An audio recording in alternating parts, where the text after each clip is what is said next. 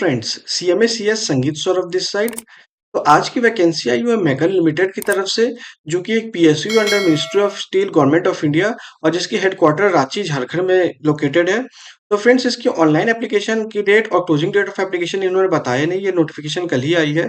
तो जैसे ही इसकी ऑनलाइन डेट ऑफ एप्लीकेशन आती है तो फिर मैं आपको इसमें इन्फॉर्म कर लूंगा एक अलग से वीडियो बना के। तो फ्रेंड्स, इसमें बहुत सारे डिसिप्लिन के लिए वैकेंसीज आई हुई है, इसमें आप चेक करोगे बहुत वैकेंसीज है, लेकिन जो हमारे से रिलेटेड वैकेंसीज जो है फ्रेंड, जो फाइनेंस से रिलेटेड उसमें इसमें वैकेंसी आई हुई है। तो फ्रेंड, जहाँ तक फाइनेंस का सवाल है तो इसमें जूनियर एग्जीक्यूटिव फाइनेंस की वैकेंसी आई है। टोटल नंबर ऑफ वैकेंसी इसमें 4 है और इसमें education qualification required is either cost and management accountant और चार्टर्ड अकाउंटेंट। तो अगर आपने अगर सीएमए कर रखा है या फिर आपने अगर सीए कर रखा है, in that case you are eligible to apply for it. और इसमें एक्सपीरियंस भी नील मांगा है, मतलब आप फ्रेशर्स हो तो आप अप्लाई कर सकते हो। यहाँ पे देखिए इन्होंने एक्सपीरियंस नील मांगा है। अपर एज लिमिट भी फ्रेंड इन्होंने 50 इयर्स का बता रखा है, तो अपर एज लिमिट भी काफी ज्यादा इन्होंने दे रखा है। और जहां तक पे रेमुनरेशन का सवाल है तो इन्होंने बता रखा है कि पे रेमुनरेशन आपकी ₹42,800 की होगी। उसी हिसाब से फ्रेंड इसमें एक और वैकेंसी भी आई हुई है, और ये वैकेंसी फ्रेंड जो है ये सिर्फ ग्रेजुएट के लिए, बीकॉम के लिए है। तो ये एक वैकेंसी का नाम है जूनियर एग्जीक्यूटिव फाइनेंस। इसमें टोटल नंबर ऑफ पोस्ट 1 है। एजुकेशन क्वालिफिकेशन रिक्वायर्ड इसमें बीकॉम यानी बैचलर ऑफ कॉमर्स है। और इसमें इन्होंने एक्सपीरियंस मांगा है, तो इन्होंने इसके लिए इन्होंने 2 ईयर का एक्सपीरियंस इन्होंने मांगा है। तो उन्होंने बोला मिनिमम 2 ईयर एक्सपीरियंस अगर आपने किसी पब्लिक लिमिटेड कंपनी में किया है, या फिर अगर आपने किसी पब्लिक सेक्टर अंडरटेकिंग पीएसयू में किया है, या फिर आपने गवर्नमेंट डिपार्टमेंट में किया है, या फिर लोकल बॉडी में किया है। तो अगर आपने इन सभी में से किसी में भी अगर आपने अगर काम किया हुआ है, तो in that case you are eligible to apply for this. और इसमें इन्होंने फ्रेंड इन्होंने बता रखा है कि ये आपका एक्सपीरियंस जो होना चाहिए, जो बेसिकली आपकी फाइनेंस डोमेन में जो हुआ करती है उसी में इन्होंने एक्सपीरियंस मांग रखा है। जैसे कि आप देख लीजिए, आपके बिल प्रोसेसिंग हो गया, स्टैट्यूटरी कंप्लायंस हो गया, जीएसटी मैटर वगैरह हो गया। तो इन सारी चीजों में अगर आपके पास एक्सपीरियंस है, that case you are eligible to apply for it. Upper age limit इसमें फ्रेंड 50 ईयर मांगा रखा है। और इसमें जो सैलरी होगी दैट विल बी ₹41,190। तो फ्रेंड, एक बार इसे आप देख ले, एक बार अगर बीकॉम कर रखा है, बस 2 ईयर का एक्सपीरियंस है, तो आप इसमें भी आप अप्लाई कर सकते हो। या फिर आपने सीए सीएमए अगर कर रखा है तो उसमें भी आप अप्लाई कर सकते हो।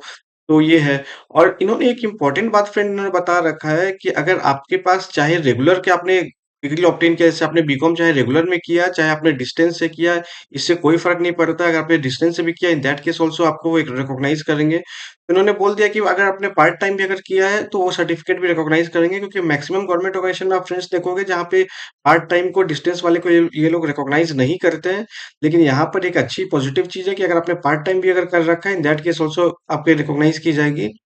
और इन्होंने एक बात और बता रखा है फ्रेंड, जो कि बहुत सारे मैक्सिमम कंपनी रिकॉग्नाइज नहीं करते, कि आपने अगर आर्टिकलशिप में भी अगर आपने काम किया है तो उस आर्टिकलशिप को भी ये लोग एज एन एक्सपीरियंस काउंट करेंगे। तो सपोज करिए अगर आपने अगर बीकॉम कर रखा था और आप सीए सीएमए की आप आर्टिकलशिप कर रहे थे, अगर आपकी इंटरमीडिएट क्लियर नहीं हो पाई, तो इन दैट केस भी आप अप्लाई कर सकते हो। जो आपने 2 साल से ऊपर आपने अगर काम किया हुआ आर्टिकलशिप में, तो वो भी आपके एक्सपीरियंस का पार्ट बनेगा।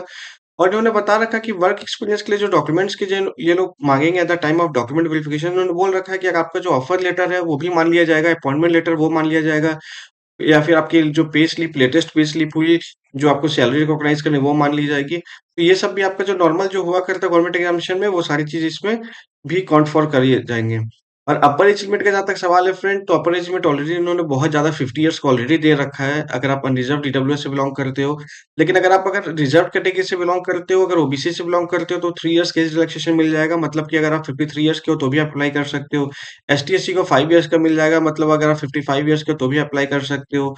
एंड मोस्ट इंपॉर्टेंट, अगर आप पीडब्ल्यूडी से बिलोंग करते हो तो आपको 10 इयर्स का एज रिलैक्सेशन मिलेगा। तो आप 60 इयर्स के हो तो भी अप्लाई कर सकते हो, बट टेक्निकली ये हो नहीं पाएगा, क्योंकि 60 इयर्स तो एज ऑफ रिटायरमेंट होती है, और मैं अपर एज लिमिट के हिसाब से मैं ये बता रहा हूँ। तो ये है। तो फ्रेंड्स, एक बार अपनी एलिजिबिलिटी क्राइटेरिया को आप देख ले। एप्लीकेशन फी भी इन्होंने इसमें ₹500 बता रखा है, अगर आप अनरिजर्व से बिलोंग करते हो, या ईडब्ल्यूएस से बिलोंग करते हो, या ओबीसी नॉन क्रिमिनल से बिलोंग करते हो। वहीं अगर एसटी एससी से बिलोंग करते हो, या फिर पीडब्ल्यूडी से बिलोंग करते हो, या एक सर्विसमैन हो, या फिर डिपार्टमेंटल कैंडिडेट हो, in that case you are exempted from the payment of application fee. और जहां तक मोड ऑफ सिलेक्शन का सवाल है, तो उन्होंने बता रखा है कि मोड ऑफ सिलेक्शन इसमें कोई रिटन एग्जामिनेशन नहीं होगी, सिर्फ इंटरव्यू के माध्यम से आपका सिलेक्शन किया जाएगा। तो फ्रेंड्स, एक बार आप अपनी एलिजिबिलिटी क्राइटेरिया को देख ले। एक वैकेंसी आपकी अच्छी है, लेकिन एक फ्रेंड इसमें इंपॉर्टेंट बात ये भी कि ये कॉन्ट्रेक्चुअल वैकेंसी है, ये परमानेंट जॉब नहीं है। तो एक बार अपनी एलिजिबिलिटी क्राइटेरिया को आप देख लें और आप देख लें आपके लिए वेल सूटेड है कि नहीं। अगर आपको लगता है कि ये वेल सूटेड है तो फिर definitely you should apply for it. और खास करके कोई अगर फ्रेशर सीए सीए में अगर है जिनके पास कोई एक्सपीरियंस नहीं है तो इन दैट केस आप अप्लाई कर सकते हैं इस वैकेंसी में, क्योंकि इस वैकेंसी में अप्लाई करने के बाद बहुत सारे पीएसयूज में भी वैकेंसी आती है, परमानेंट वैकेंसीज। उस पे आप माइग्रेट करके आप एक परमानेंट वैकेंसी आपको मिल सकती है। At the time of interview आपको, अगर आपने पीएसयू में काम कर रखा है पहले, तो आपका थोड़ा वेट ऑन मिलता है, आपको थोड़ा इंटरव्यू में थोड़ा अपर एज रहता है इन कंपेरिजन टू अदर्स।